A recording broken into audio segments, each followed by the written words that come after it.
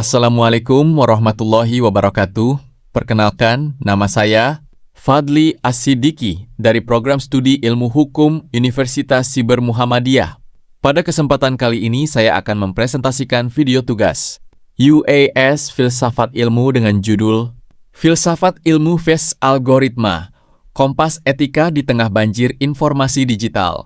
Tujuan saya adalah mengajak kita semua berpikir ulang, apakah ilmu yang kita pelajari hari ini masih membutuhkan fondasi filsafat, terutama di era di mana AI dan algoritma menentukan apa yang kita lihat dan percaya? Pertama-tama, izinkan saya mengucapkan salam kepada Bapak dosen pengampu mata kuliah, Filsafat Ilmu Hukum, serta teman-teman yang menyaksikan video ini.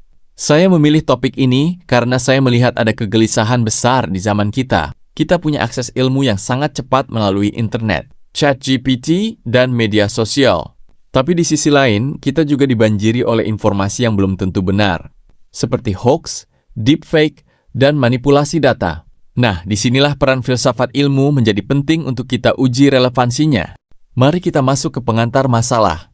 Bayangkan, hari ini sebuah video, presiden bisa dibuat palsu dalam waktu 5 menit oleh AI. Berita bohong bisa viral lebih cepat daripada klarifikasinya. Algoritma media sosial hanya menampilkan apa yang kita suka, sehingga kita terjebak dalam gelembung informasi. Pertanyaannya adalah, ketika teknologi bisa menghasilkan fakta dan kebohongan dengan kualitas yang sama, alat apa yang bisa kita gunakan untuk membedakannya? Ilmu pengetahuan saja tidak cukup. Kita butuh pertanyaan mendasar tentang apa itu kebenaran, apa itu etika, dan untuk apa ilmu itu digunakan. Inilah masalah inti yang akan kita bahas. Menganalisis relevansi filsafat ilmu saat ini. Berdasarkan masalah tadi, tujuan dari presentasi saya sangat jelas. Pertama, saya ingin menganalisis secara mendalam apakah filsafat ilmu masih relevan di era digital saat ini. Kedua, saya akan menunjukkan bagaimana filsafat ilmu bisa menjadi kerangka berpikir untuk menghadapi tantangan AI, deepfake, dan banjir informasi. Ketiga, saya ingin memberikan rekomendasi konkret agar kita sebagai mahasiswa tidak menjadi pengguna teknologi yang pasif, melainkan pengguna teknologi yang pasif. Kenapa sekarang? Era pasca kebenaran. Mengapa topik ini penting dibahas sekarang?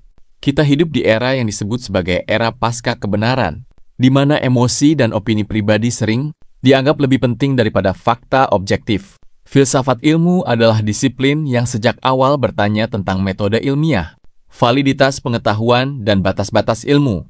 Tanpa landasan ini, perkembangan teknologi yang sangat pesat bisa menjadi pedang bermata dua. Ia bisa memajukan peradaban, tapi juga bisa menghancurkan kepercayaan publik dan demokrasi. Oleh karena itu, membahas relevansi filsafat ilmu bukan hanya tugas akademis, tapi kebutuhan kita semua. Kita masuk ke bagian pembahasan. Pertama adalah pemaparan teori. Apa itu filsafat ilmu? Secara sederhana, filsafat ilmu adalah pemikiran kritis tentang ilmu pengetahuan itu sendiri. Ia memiliki 3 cabang utama. Pertama, ontologi, yaitu mempertanyakan apa yang dikaji oleh ilmu. Kedua, epistemologi, yaitu mempertanyakan bagaimana cara kita mengetahui sesuatu itu benar. Ini menyangkut metode ilmiah dan validitas. Ketiga, aksiologi, yaitu mempertanyakan untuk apa ilmu itu digunakan dan nilai apa yang terkandung di dalamnya. Jadi filsafat ilmu tidak menghasilkan teknologi, tapi ia mengawasi dan memberi arah agar teknologi tidak melenceng. Lanjut, apa fungsi filsafat ilmu? Ada 3 fungsi utama. Pertama, fungsi kritik. Filsafat ilmu mengkritik asumsi-asumsi dasar dalam ilmu, agar ilmuwan tidak terjebak pada dogma. Kedua, fungsi integrasi. Ia menghubungkan berbagai disiplin ilmu agar tidak terfragmentasi. Ketiga, dan yang paling relevan hari ini adalah fungsi etika. Filsafat ilmu bertanya, bolehkah ilmu ini dikembangkan? Dampaknya apa bagi manusia dan alam? Jadi, kalau ilmu adalah kendaraan yang melaju cepat, maka filsafat ilmu adalah rem dan setirnya. Sekarang kita masuk analisis kasus. Contoh paling nyata adalah deepfake. Deepfake adalah teknologi AI yang bisa membuat video atau audio seseorang seolah-olah mengatakan hal yang tidak pernah ia katakan. Kasus lain adalah AI generatif seperti ChatGPT yang bisa membuat berita palsu yang terdengar sangat meyakinkan. Dampaknya sangat serius. Bisa digunakan untuk penipuan, pencemaran nama baik, manipulasi politik, bahkan merusak reputasi seseorang. Jika kita hanya melihat dari sisi ilmu komputer, ini adalah pencapaian hebat. Tapi jika kita bertanya secara filsafat, apakah ini etis? Siapa yang bertanggung jawab? Disinilah ilmu butuh filsafat ilmu untuk menahan diri. Kasus kedua adalah algoritma media sosial. Algoritma dirancang untuk memaksimalkan waktu tayang dengan menampilkan konten yang sesuai selera kita. Akibatnya, kita hanya melihat informasi yang menguatkan keyakinan kita dan menutup diri dari sudut pandang lain.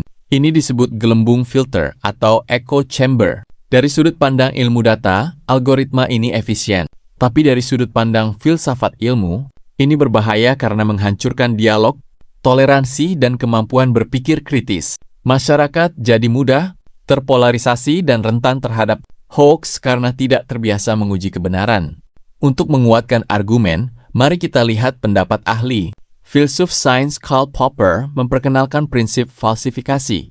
Intinya, sebuah teori ilmiah itu ilmiah jika ia bisa diuji dan berpotensi salah. Ilmu yang baik adalah ilmu yang terbuka untuk dibantah. Bandingkan dengan banyak konten AI atau hoax hari ini. Konten tersebut seringkali tidak bisa diuji, tidak punya sumber, dan bersifat mutlak. Filsafat ilmu mengajarkan kita skeptisisme metodologis. Jadi ketika kita melihat video deepfake atau berita viral, pertanyaan pertama kita seharusnya, bisakah klaim ini diuji? Siapa sumbernya? Inilah cara berpikir yang diajarkan filsafat ilmu. Bagaimana penerapannya dalam kehidupan sehari-hari? Pertama, di bidang etika teknologi. Prinsip aksiologi dari filsafat ilmu menuntut kita untuk mengembangkan AI yang transparan, akuntabel, dan tidak bias.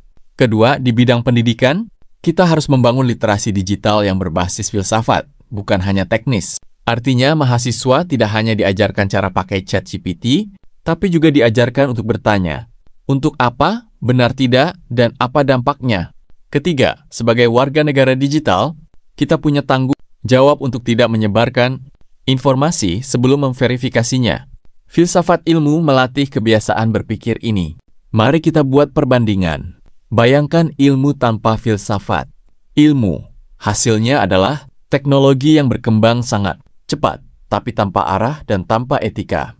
Contohnya, senjata otonom AI, pengawasan massal atau manipulasi perilaku melalui algoritma. Sebaliknya, ilmu yang berlandaskan filsafat, ilmu akan selalu bertanya 3 hal sebelum melangkah.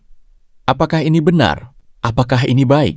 Apakah ini bermanfaat bagi kemanusiaan? Perbedaannya sangat fundamental. Yang satu melahirkan kemajuan buta, yang satu melahirkan kemajuan yang beradab. Kita sampai pada kesimpulan. Setelah analisis tadi, jawaban saya sangat tegas. Ya, filsafat ilmu masih sangat relevan, bahkan menjadi semakin penting di era digital. Alasannya ada 3. Pertama, filsafat, ilmu memberikan alat epistemologi untuk membedakan kebenaran dan kebohongan di tengah deepfake. Kedua, filsafat, ilmu memberikan kompas aksiologi agar perkembangan AI tidak mengorbankan nilai kemanusiaan. Ketiga, filsafat ilmu melatih kita menjadi manusia yang berpikir kritis, bukan hanya konsumen informasi. Tanpa filsafat ilmu, kita akan menjadi budak dari teknologi ciptaan kita sendiri. Kita harus kuatkan filsafat di kurikulum digital. Terakhir, rekomendasi saya. Pertama, kampus harus menguatkan mata kuliah filsafat ilmu dan mengaitkannya dengan isu-isu digital kontemporer, bukan hanya sejarah filsafat klasik. Kedua, mahasiswa harus membiasakan diri bertanya secara kritis terhadap setiap informasi yang dikonsumsi dari internet. Ketiga, pembuat teknologi harus mengintegrasikan etika, filsafat ilmu dalam desain produk mereka. Sebagai penutup, saya ingin mengucapkan terima kasih yang sebesar-besarnya kepada Bapak atau Ibu dosen dan semua pihak yang telah menyimak presentasi ini. Semoga apa yang saya sampaikan bermanfaat. Wassalamualaikum warahmatullahi wabarakatuh.